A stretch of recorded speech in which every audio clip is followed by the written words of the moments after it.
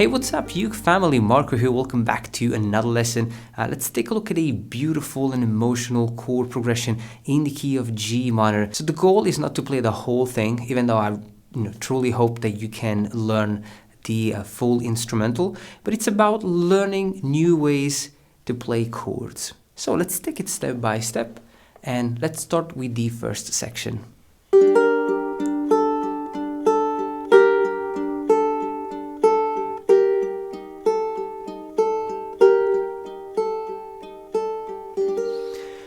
Beautiful chord progression. We have a G minor chord, 0, 2, 3, and 1. And we have a E flat major chord, which is 0, 3, 3, and 1. Take a moment to practice these two chords, G minor, and then we will take the second finger on the third string, fret number 2, up to the fret number 3, and that's it. Now you definitely have to adjust the fretting hand position from G minor to E flat major.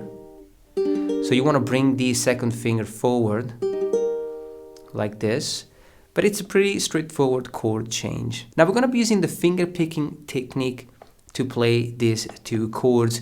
And the finger picking pattern is quite interesting. So we have thumb and ring finger on the 4th and 1st string, 2nd string with the middle finger, and 3rd string with the 1st finger. Then we have ring again, middle, index, and then just ring and middle. So you have 1, 2, 3, 4, 5, 6, 7, 8. So it's an arpeggio based on 8 notes. And we can do the each chord twice.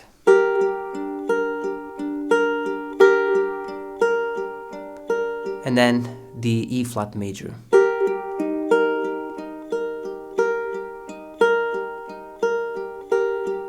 Now when you listen to the instrumental at the beginning of the video, you realize that there is something moving within these chords.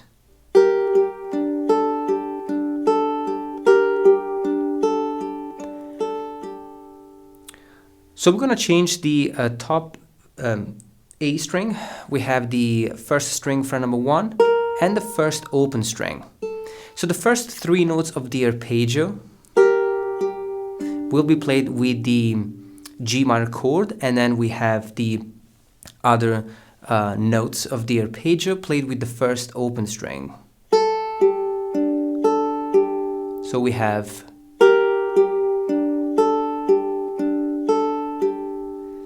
and then we repeat the same chord again. And guess what? We can do the same thing with the E flat major.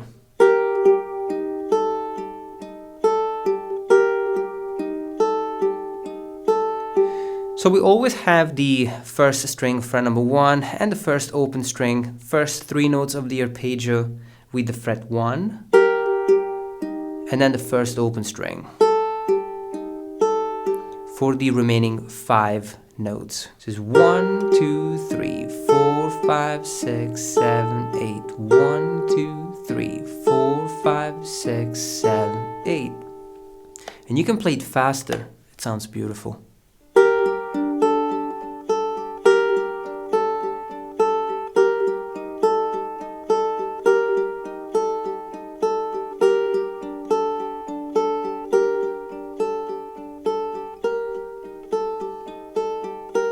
Now, when you refer to the instrumental that I played at the beginning of the video, you can consider this to be an introduction, an intro. When the rhythm kicks in, we add even more notes to the chord. Or we shouldn't really say add, we can say we change even more notes, because we have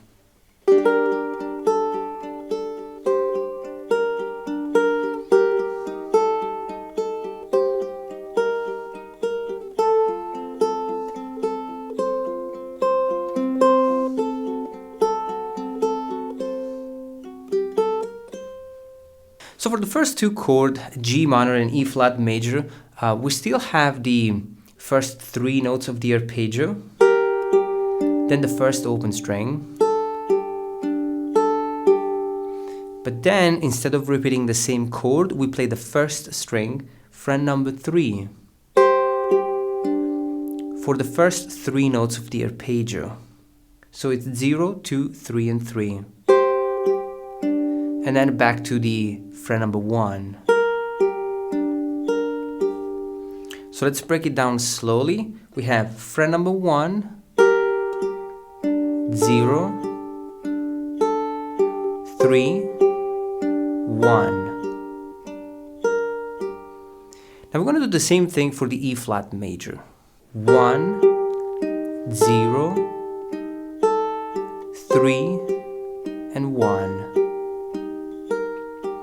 So the arpeggio is the same, we're just changing the singing note of the chords. Chord number 3, we're adding a beautiful F major chord.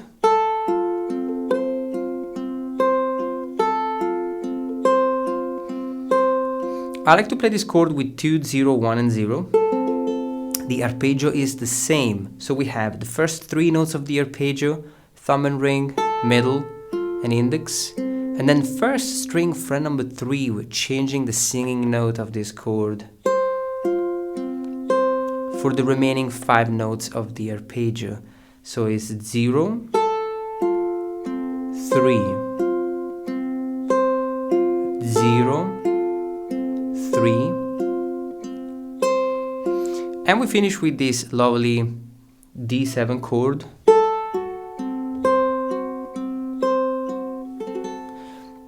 which is 2, 0, 2, and 0. The arpeggio is the same, thumb and ring, middle, index, and then we play the first string fret number 3. So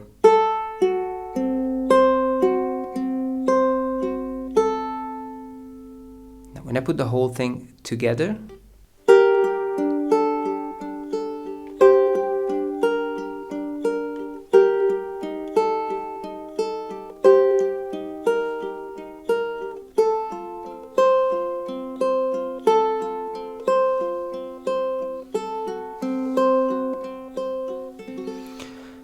now, after the arpeggio, we do a simple strum,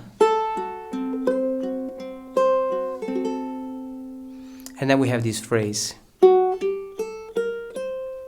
So second string, fret number 2, fret number 3, first open string, fret number 1, and fret number 3. Now after that, we can repeat the same chord progression, but we're gonna add a beautiful melody like this.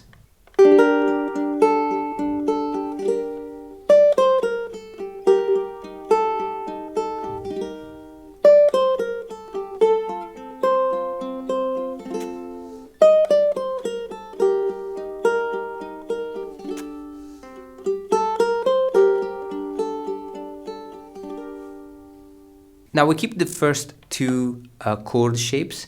So the G minor with the fret 1 and with the first open string.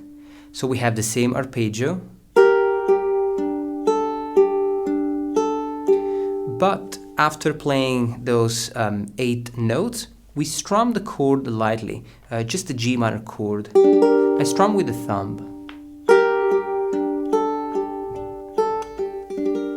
And then we play the melody. It's on the first string, fret number 5, 3, 1, 0, and second string, fret number 3.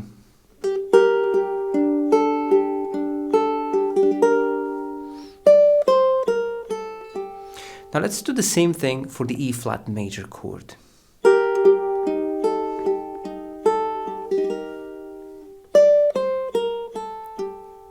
Exact same melody, just a different chord. Now for the F major chord, same structure, we have the arpeggio and then the strum. And then the melody. Be careful here, we have first string fret number 6, fret number 5, fret number 3, fret number 1, and 0. So we want to be smart here, and that's the reason why we finish the chord with the first string fret 3 with the fourth finger right here, because after the strum we're gonna slide this finger all the way up to the fret number 6 and we play this phrase. You want to use finger 4, finger 3 and finger 1, and then you slide back and you play fret number 1 and 0. So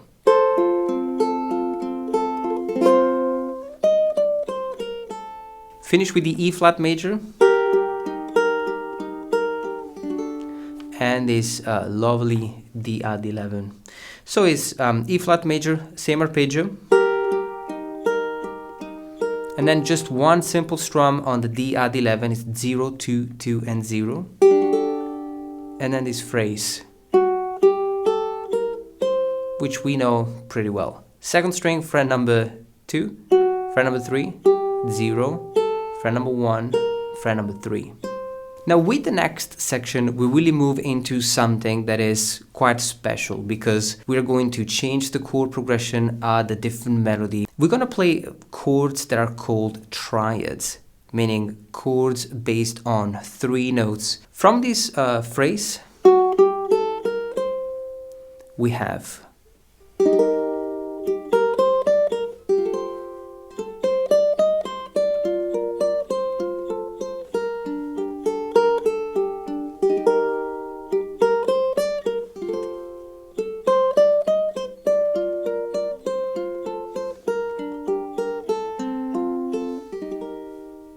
So after the melody, we're gonna strum the E flat major chord with the thumb, a light strum, and then the melody on the second string, fret number 3, which is already there, first string, fret number 1, then fret number 3, 5, and 1. So it's literally chord and melody. And I like to stretch between finger 1 and 2 when I play fret 1 and fret 3. Now, next chord, F major, we're gonna play it like this. 0, 5, 5, and 3. It's the same chord shape. So we have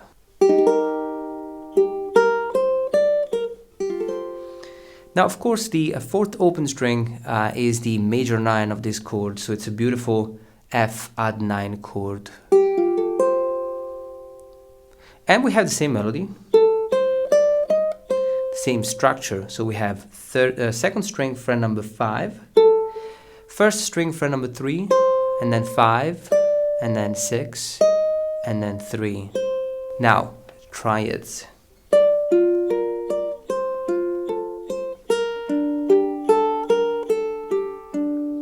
B flat major, which I'm sure you recognize the chord shape. It's basically a G major chord all the way up to the fret number 5. So you have 5, 6, and 5. Now you have this chord. Then you also have this chord, which is the F major chord. It's 5, 5, and 3. And then G minor, which is 2, 3, and 1. So practice this chord change. And notice how the third finger, which is on the second string, can literally slide back from fret number 6 to fret number 5 to fret number 3. And you can use it as an anchor. Now we have an arpeggio here.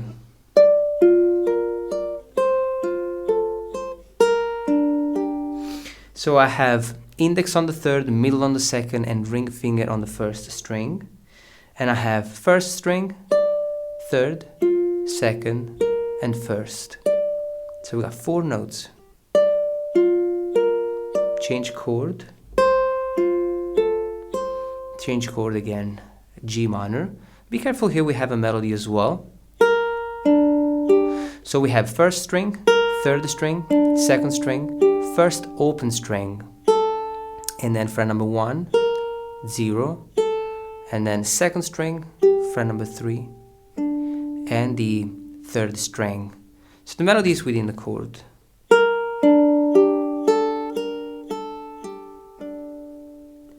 Same chord progression.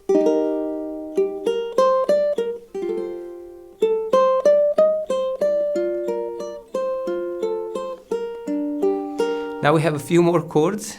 F major, which is third open string, second string, fret number 1, and first open string.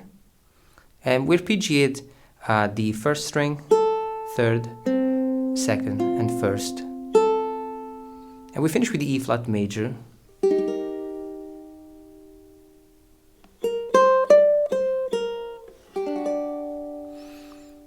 So one simple strum, let it ring out, and then this melody. First string, fret number 1, 3, 5, 3, and 1. And then we have the D major.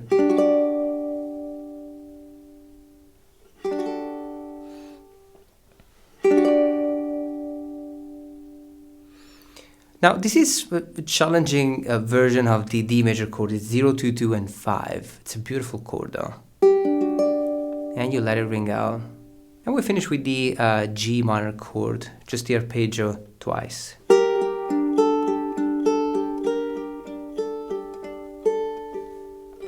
So many different ideas, and the awesome thing is that you can grab 1 or 2 chords and start practicing playing around with one simple idea, and then you can develop that, or you can just learn the whole thing step by step. It's really up to you. It's more, I think the creative process is way more important than learning the whole thing. So take it step by step, guys. Thank you so much for watching this video. Let me know if you liked the lesson, and I'll see you soon.